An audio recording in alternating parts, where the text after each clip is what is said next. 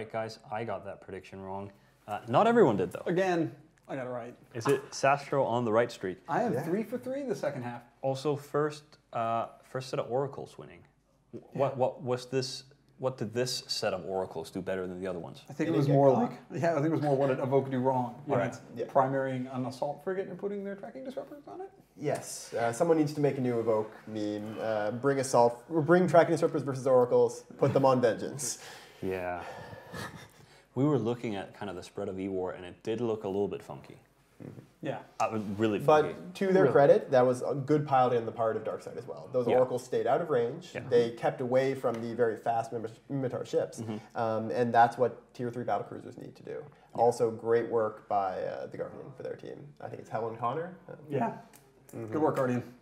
This is your props. You join the ranks of Taco Rice and the other hero logistics pilots of the day. So we had a core of oracles with a damnation and a curse. So what do the damnation and the curse do in this setup? The damnation is giving the armor bonuses, so it's increasing the resistances of their whole team. It's increasing the speed that the Guardian is repping at, and the decreasing the cap use of the Guardian's reps. The curse is doing a bunch of things. Tracking disruption, which is used very effectively against the Sleipnirs of the Evoke team, which was allowing them to keep that assault frigate alive. Hitting a vengeance with tracking disrupted autocannon is really hard. And then it also nuded and turned off the hardeners of the primaries. We haven't seen a whole lot of T3 cruisers in the tournament so far, and I thought we'd see more. I know you were saying you like the Oracles more than any of the other T3 battle cruisers. I think they're my favorite. I don't think they've done so well so far. Any team that have brought Oracles. They've won like 1 out of 3, I think. Yeah, they did win this last one. And there they are. Yes, indeed. Oh, Oracles. Why do you like Oracles, Ryvie? Look at all those bonuses. Of them all, they are the easiest to tank well. The other issue is that with pulses, you can get both good tracking in close and great long range. So having that kind of range flexibility is huge. Like the Talos is great close range, the Naga is great long range, but having the ability to pick and choose between the two is really useful. They're all, I think, usable. Mostly, you're going to see a lot of Oracles and Tornadoes with a few Nagas, or a few Taluses, the occasional Naga maybe. No, Talos, Kill 2's not around. I know that's one of his favorite solo ships now, is running around a Talos. One thing they all have in common is they're all very thin tanks. They don't take a lot of damage, but they do a lot of DPS and can do it at good ranges. Just from what I've seen on Tranquility, I never see Nagas, but they look like trains. I like ships that look like trains. Yeah, me too. It is kind of cool. Yeah, it's an important distinction. All right, let's quickly look at the schedule, and then we'll talk to Veritas about fixing lag. Woohoo! Yes. So schedule, this is it. We have, what do we have? We have 5 matches left. We have the last match of this group, and then we'll move on to Gypsy Band and Percussive Pizza Time Diplomacy. That's a good name. But yeah, before that, it is Raiden versus Brick Squad, starting at 19:20, and then of course our last match at 20:40. And then you guys get to sleep for a few hours, and then you wake up and watch more Alliance Tournament. Nothing but Alliance Tournament. Never stop watching Alliance Tournament. So good. Anyway, so when people go fix lag, that's actually what you do. Yeah, pretty much. All right. So we've looked a lot at the server performance, and then we looked at client's performance, and now we're looking at server again. Yeah, there wasn't too much horribly wrong with the client. Yeah. We found some gnarly bits here and there in the UI and some stuff with file loading and so forth. Yeah. And we have a guy who is hopefully, I believe, continuing on with the client stuff. He's a specialist in this sort of thing, so we're letting him carry on with his bad self. And yeah, setting up for a project I dub Brain in a Box. As we know with time dilation, right? When the server gets overloaded, we slow down the advancement of time. If you've ever been caught in it before, as I'm sure these fine gentlemen have. Like warping through Jello. Warping through Jello, it's good times. Open your mouth, you get a nice flavor. It tastes like space. And that is a good general solution for when the server gets overloaded. But there are some situations that are way too heavy that need to go away. And those are primarily jumping, undocking, and ship changing, voluntary or otherwise. And those cause some really high spikes. When you're moving 500 dudes around in nullsec, every system you're touching, you're probably triggering time dilation in it. And that's really to do with the skills in the brains. So we've got many hundreds of skill books in every pilot's heads.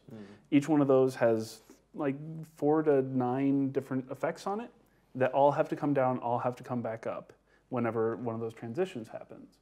And so that takes a lot of load and is really kind of silly. So that project, the Brain in a Box project, is to take all of that load and move it off to another server. So that other server does all that computation stuff, figures out what your brain does, and then says, hey, look, here's a brain, go. So it's one thing to deal with, which really, assuming it works out well, should make those jumps, undocks, and we usually see it with like bombing runs. Those really spike things down. You get into a big slugfest and it's hovering around 50% time dilation, bombing run happens and it torts down to like 10. Should smooth that right out. Is that because the reload time after your ship explodes? That is a ship switch. All right, yeah. An involuntary capsules are one. popping Yes, Yeah. yes. All right. Potentially 2 of them, with the pod getting exploded as well. And that's all to do with the skills being swapped. Non-consensual ship change. Yes, exactly. It's like, how would you like a lovely, shiny new pod? They're in season this year. But yeah, you do a test with a brand new character, and you bomb some of them, and it goes super fast. You take some experienced guys, and they take forever. I hope that works out. That sounds awesome. But should it not work out, with the success of tie-dye, I'd say your legacy in CCP is cemented, and you can retire proudly. Yeah, I mean, you'll notice in the Eve Vegas ad, apparently my title now is tie-dye. Yeah. I'm no Everybody have longer their- a programmer. their job title. I'm going to get a lanyard which says Brian Bosse tie-dye. Tie-dye, yeah. Like, That's your job title. I'm, you know, someday I might work at another company. I'm keeping that title. Put it on your business card. Yeah, Are absolutely. you guys looking for a tie-dye? I'm the best tie-dye in the business. Absolutely. Hey, you people. Yes. We Guy? have names. Hey, guy. Guys, have you found any good ways of abusing time dilation yet? That you'll admit to. No, we have not.